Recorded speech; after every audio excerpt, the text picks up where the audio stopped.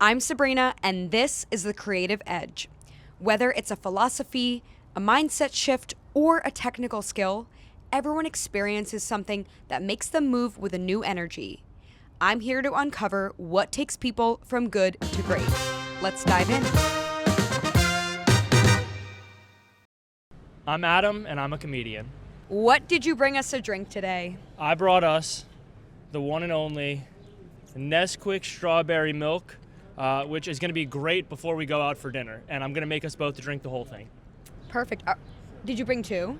Of course I brought two. Come Okay. on. I didn't know if we were going to be sharing that one. No, we're both finishing a whole milk.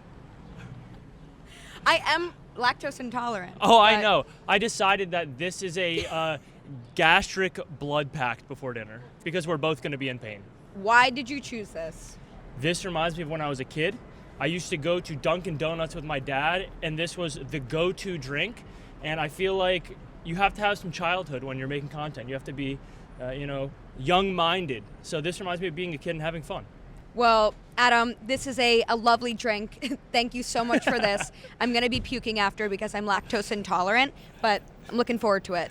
So am I. Let's crack them open. All right.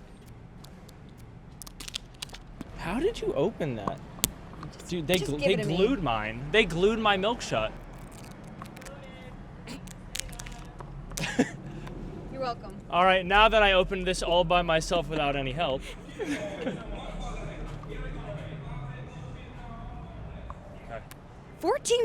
14 grams of protein in this? Since when? 6-year-old me knew. Wait, hold on. Should we check the sugar? 38 grams of sugar. This is essentially a dairy soda. Perfect.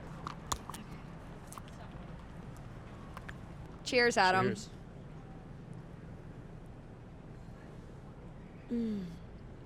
That does slap, though. I know. Just as good as it was 20 years ago. One more for good luck. What has taken you from good to great? I think what has taken me from good to great in making content is just making what I want to make and not worrying about anyone else. Everyone will always have input, but it's what you're making for you. I make what I make because I want to make it, not for anyone else, and I feel like that's what I've had the most success with. Did you always have this mindset, or did you used to make content for other people before? When I first started making content, I was just doing it for me because I thought it was fun. I've made videos since I was a little kid, but I feel like you get wrapped up in like, what can I make to get more views, get more likes, more followers, which is kind of inevitable because it's kind of the game you play. But once you're in it for a certain amount of time and you realize that's when you stop having passion for it and stop having fun making stuff, you go back to what you like, and that's when you see success because you are being you, and that's what people want to see. If someone wants to make content for themselves, how do they start doing that? Where do they start? You start making content when you stop thinking so much. If you are overthinking, you are going to become a perfectionist. I've done it. I've spent hours and hours editing, and it just never felt right to me, so I never posted it. A lot of the videos that have gotten millions of views and have blown up the most are the ones where I'm like, this will be funny. And I record it in 20 seconds, and I wake up the next morning, and it's at like 3 million views. So overthinking is a disease. Just record and post and record and post, and it gets easier. I think there's so many people who want to make content, who want to put themselves out there. There's so much money in content. There's so much business to be done in content. How do you just get that confidence to do it? A lack of caring what other people think, which I know in itself is confidence, but you just have to realize there are like 8 billion people here.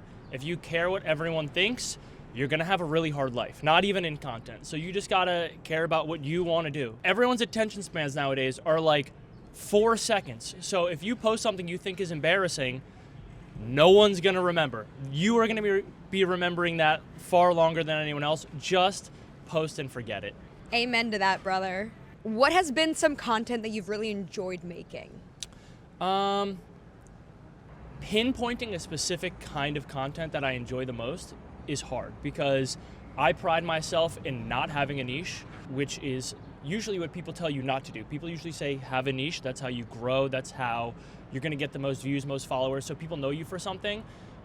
I enjoy making random stuff. So I'll, during the Olympics, spend 2 weeks making Olympic-centered content that does great. As soon as the Olympics is over, that's not my niche anymore. I'm making funny videos. Then I have a character that I do for a couple weeks that gets really popular. And then when I get bored of it, I will move on. Everyone says you have to have a niche, you have to be specific, you have to make content for others. You're telling them that, hey, you can be successful without any of that. What did it feel like when you were creating content for other people? I felt soulless when I was making content driven on the approval of the audience, because I would make something, not like it myself, and think, okay, someone else will like this, and then I post it, and even if it got like 100,000 views or whatever it might be, I didn't feel proud of it because it didn't reflect me and my personality.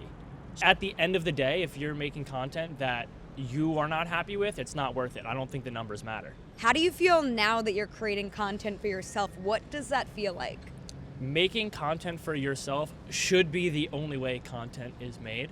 I don't care. Okay, I care a little bit if it does well in terms of views and if it gets me followers. Like, of course, everyone cares. But if the video flops and gets 300 views, I'll be like, at least I can go back and laugh at that thought that I had or that skit that I made, and that makes it worth it. There's nothing that feels better than internal validation. You think that external validation feels great, but honestly, internally, being happy with yourself, loving what you're doing, putting yourself out there in an authentic way feels so much better. You get desensitized to the views. So if you're making content for views or followers, it gets old quick. Make content for yourself. It will not get old, it'll stay fun, and that's what keeps you in it. That's the key, baby. That's the key here. Now we're gonna jump into our Fast Five segment where we get to know more about your daily rituals and routines for success. Are you an early bird or are you a night owl? I'm not a bird. I would say I'm an early bird because I get up early, I try to get everything out of the way, and I'm an old man at this point. Making it past 11 p.m. is just, it's roulette. What do you usually have for breakfast? Every day for breakfast, 3 eggs, 2 turkey sausage patties, 2 pieces of sourdough with cheese, ketchup, and truffle hot sauce. I'm gonna try not to judge you for the ketchup. I'm a ketchup family. You don't need my approval. What is your favorite hobby? I like going to the gym, exercising. It clears my head. I'm such a goofy person. I don't take anything seriously. So when I can go in the gym and put my headphones in and pretend to be a tough guy for an hour and a half, that kind of evens me out, and then I can leave and be like, oh, okay, life is silly again. So I feel like that's where I find my balance. And what do you do for self-care?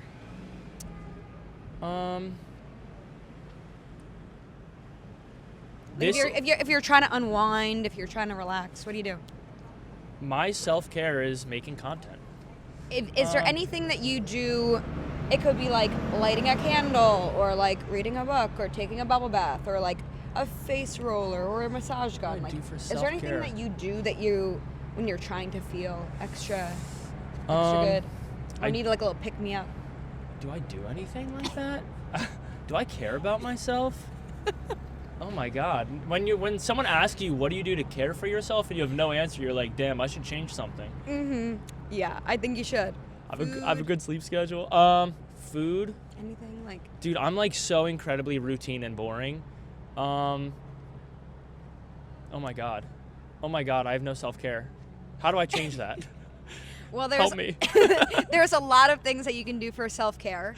So, Adam, if you could comment on this video when you find a self-care ritual, that would be great. I will. Mental health is important, and Yes, then it you'll is. realize it in the middle of an interview, and then you have to change your life for the better.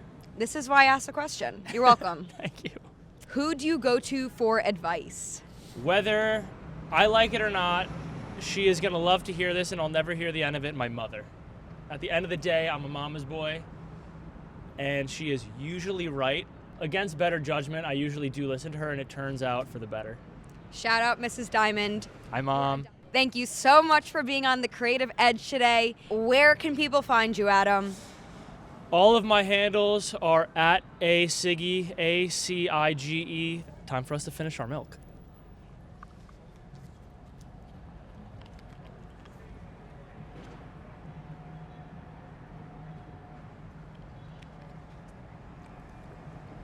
That was a terrible idea.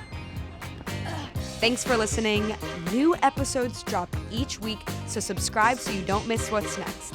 If you enjoyed today's episode, we'd really appreciate a 5-star review so that we can reach more people. See you next time to discover the next creative edge.